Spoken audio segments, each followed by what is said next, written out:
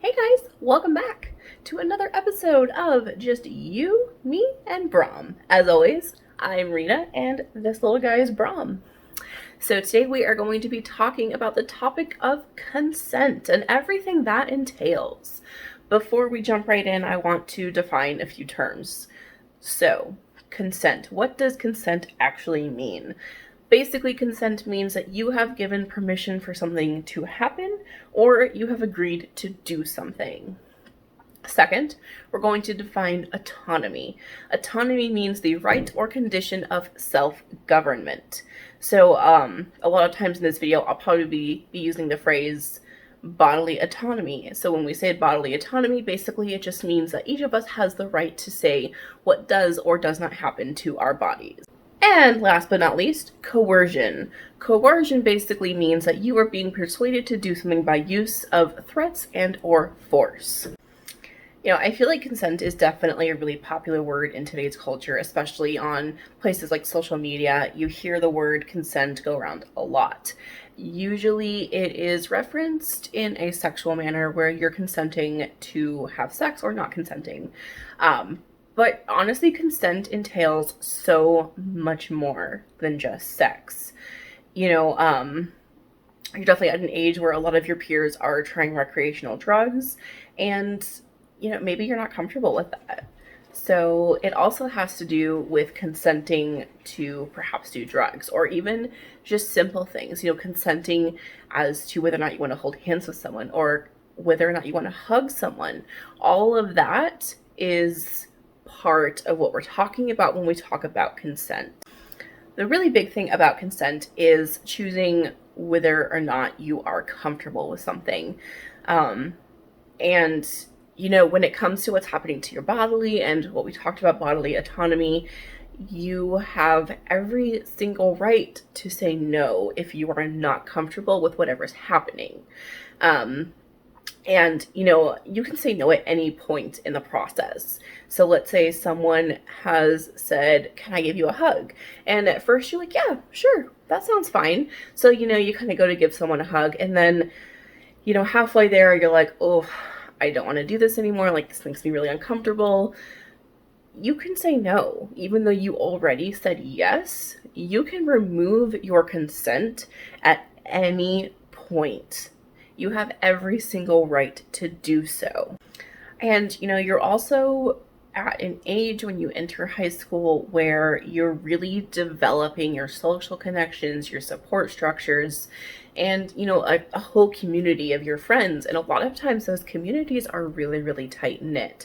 I know that for me, like my friends when I was in high school were essentially my family, so when someone like that, is asking you to do something, sometimes it can be kind of hard to say no, especially when it's a really close friend or a group of really close friends. But, this all comes down to you have the right to say no. And honestly, if anyone is going to be frustrated that you said no, it's not a good friend. That's not a real friend. That's not someone that you need in your life. That's someone that I would call toxic. And some of these people that you call friends might try and use coercion, which of course, as we talked about earlier, is trying to use force or threats to get you to do something. And, in that case, if someone persuades you to do something by use of coercion, then you, in my opinion, you have not given consent. You have not said, "Yes, I am okay with this happening. I am comfortable with this happening." And that's really, really important. Especially because like peer pressure is a huge thing. And I know how much it can affect you and how deeply it can affect you when your friend group is trying to get you to do something and you're just really not comfortable doing it. I totally understand how hard it is to say no because these people are essentially your family. And, when you're developing those social connections in that tight knit group, psychologically, you're trying to find your own independence. You're growing up, you're becoming an adult. And these friends are kind of a symbol of that independence. They're a symbol of moving away from the family that you grew up with. And, the thought of losing that independence can be honestly terrifying. The thought of losing that friend group that you have relied on is terrifying. So it's really, really easy to allow yourself to be coerced into doing something that you don't want to do. Or let's say that you currently have a significant other and they are trying to persuade you to do something that you're not comfortable doing. You should never feel like you can't say no to that person. If you feel like that you cannot say no to your significant other, then they are not being a good partner for you. They are not a healthy thing to have in your life, especially as someone as close as a significant other. And when it comes to significant others, you're at an age where a lot of people are coerced into having sex with their significant other. And that's just not okay. That is not okay in any way, shape, or form. So if someone is trying to persuade you to have sex with them and you're not ready, you're not comfortable, say no. Please say no. You are allowed to remove your consent at any point, even if you said yes at one point. And again, if someone is mad at you for saying no, what they're actually trying to do is coerce you into doing the thing that you don't want to do. And when someone's trying to force you to do something you don't want to do, that's not someone that I personally would call a friend. The people that I'm really close with are always very respectful when I say no to something. And there are a few times in my life where someone who I thought was a close friend got mad at me for saying no. And I've come to realize that that's a very abusive tendency. And that's not someone that you want to be super close to. And, bodily autonomy is so important. It's really, really important that you feel like you have bodily autonomy, because you do. You have the right to decide what happens to your body. If consent is removed from you, if your bodily autonomy is removed from you, I want you to know that it is never your fault. There is no situation in which your consent was removed and it was your fault.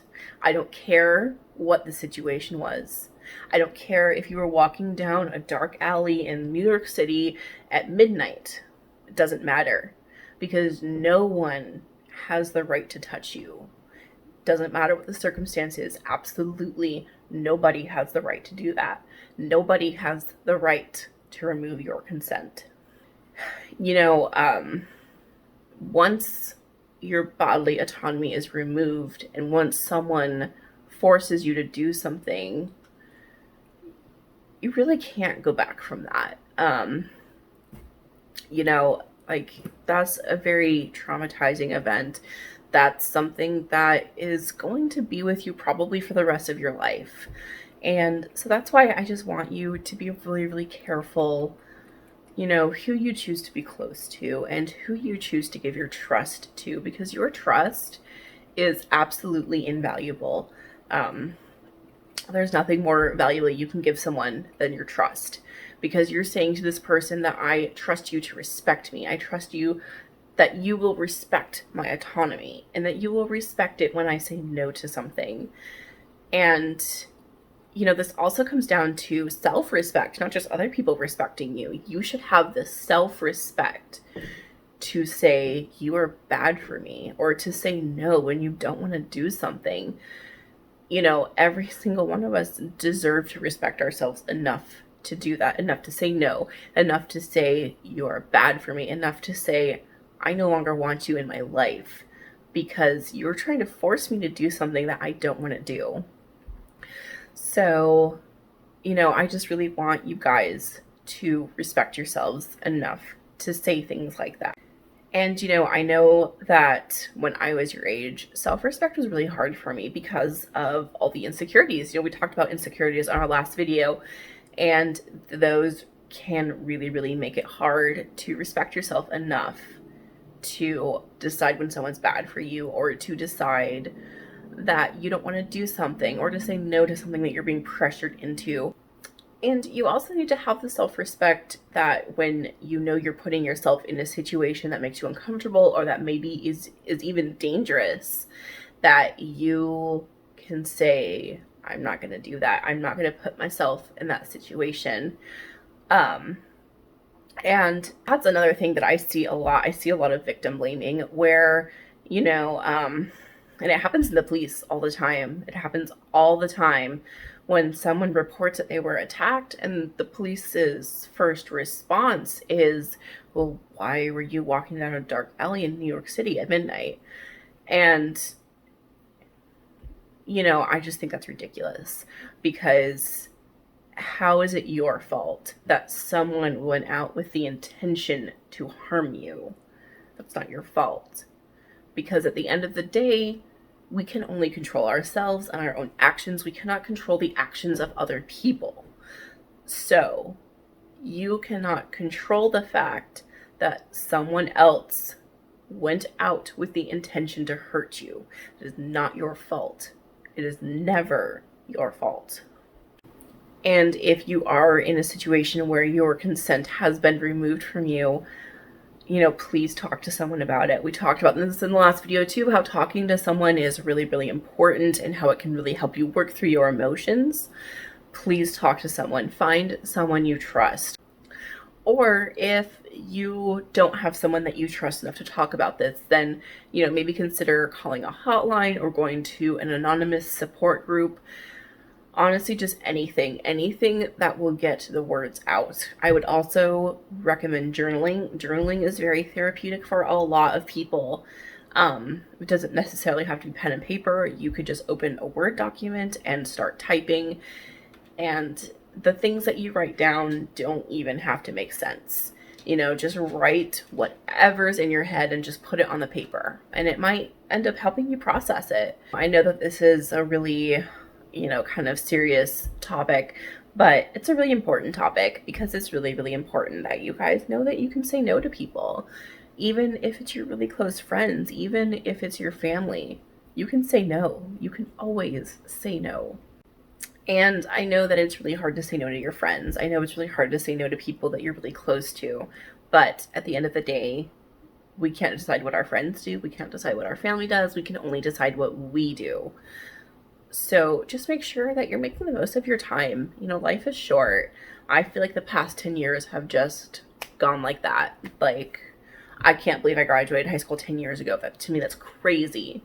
So just make sure that you're making the most of your time. Do what you want to do with your time, not what other people want you to do, because they're not living your life. You are. You're the one who has to deal with the consequences of your choices. They don't. They have to deal with the consequences of their own choices.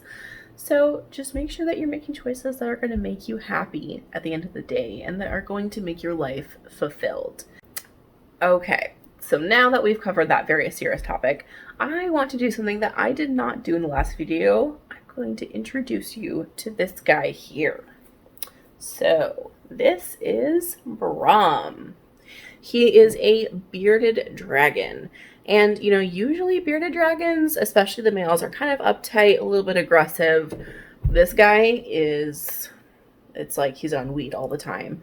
Like, he is literally the most chill lizard I have ever encountered in my entire life. He will just sit on me for hours. And he has actually become best friends with one of our cats. I think you kind of saw him a little bit earlier. His name's Riker, and they are just the absolute best friends. Riker will just follow him around, lay beside him, rub his face all over his tail. Like, it's pretty cute. I know these are serious topics, but it's just the three of us. So, if you ever have questions, if you ever have any concerns, if you just want to know more about this guy, or just want to see pictures of my cat, please feel free to comment. Or, as always, if you don't want it to be public, you can email me. My email I will put in the description, and I will also put some links for, hotlines and support groups, stuff like that you can utilize, just kind of some resources for you.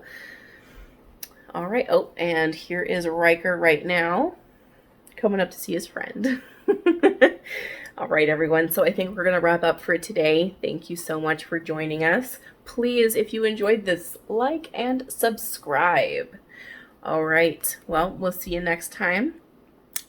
Thank you for joining us on Just You, Me, and Brom.